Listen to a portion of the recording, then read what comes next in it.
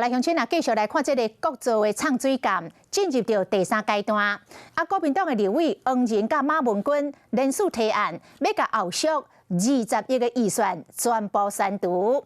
国防部长顾立雄讲，安尼一来，这个唱水站完成的时间恐惊会延前2年，对咱战力的提升有真大影响。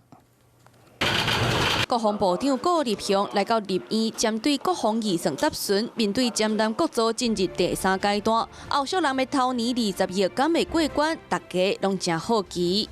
期待就是说，各位委员能够支持我们的潜舰国造的，没有办法来编列这个预算的话，那就要等到。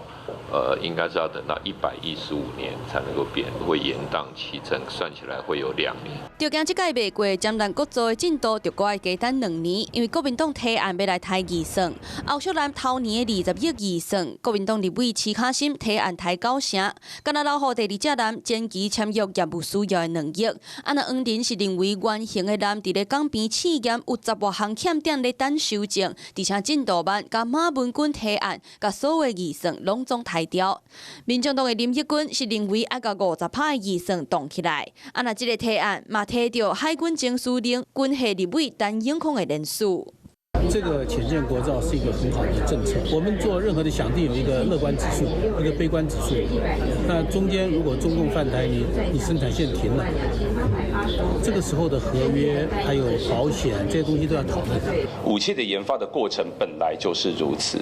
他今天呢要做什么东西之前，你可能先先让预算冻结等等之类的，这个或许还是比较合理。台湾区造船工业同业工会嘛发谈予立院调野党团，表达对江南国造的期待，嘛希望海军好到后续咱的经费会当全数摕到支持通过。